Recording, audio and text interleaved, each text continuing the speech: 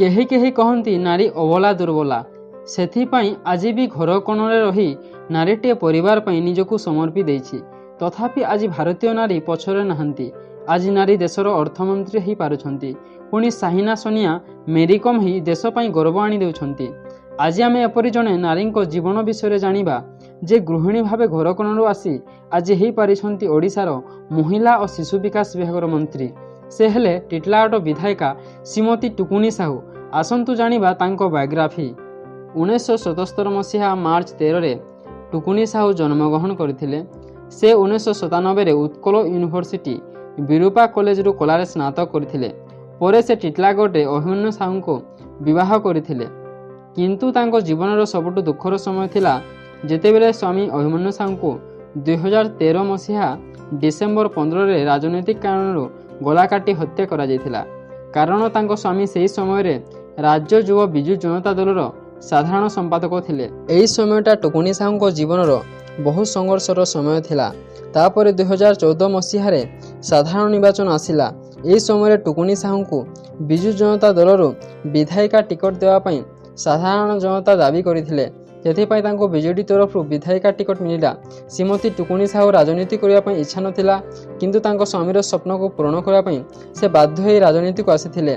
2014 निर्वाचन रे टिटलागढ़ निर्वाचन मंडली जनता तांको विजयी करथिले। टुकुनी साहू विधायिका हेला परे साधारण जनतांको पई बहुत काम करथिले। विशेष करी महिला मानंको पई स्वतंत्र काम गुड़िक हाथ को नहीं। तापरे 2019 साधारण निर्वाचन आसिला।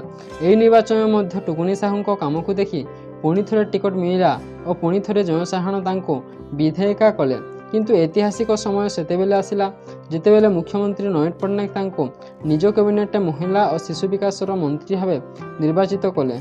29 मे 2019 रे श्रीमती टुकुनी साहू महिला और शिशु विकास मंत्री भावे शपथ नेले और से ही गले बलांगीर जिलार प्रथम महिला मंत्री।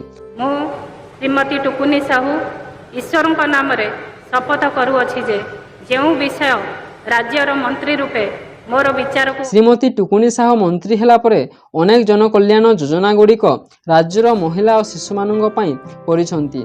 माँ और शिशु मानंक स्वास्थ्य पर ध्यान देवा पई पुष्टिकर बजेट प्रणयन करिसंती। महिला स्वयं सहायक गोष्ठी मानंक पई अनेक योजना करिसंती। पुणी टिटलागढ़ वासींक पई महिला साप्ताहिक बाजार उद्घाटन करिसंती। पुणी भूमिहीन और जमीहीन मानंकु जमी पट्टा बांटिसंती। श्रीमती टुकुनी साहू आज एते सफलता पाइबा पछरे अछि तांको धैर्य निष्ठा और स्वामी प्रति अतुट भल पाइबा। से जनसाधारण पई एते सब हासिल करि पारिछ बोली कहंती। बंधुगण श्रीमती टुकुनी साहू जीवनी विषय तो जानिला ते वीडियो केमिति लागला निश्चय जणाइबे और आम चैनल को सब्सक्राइब करनेबे।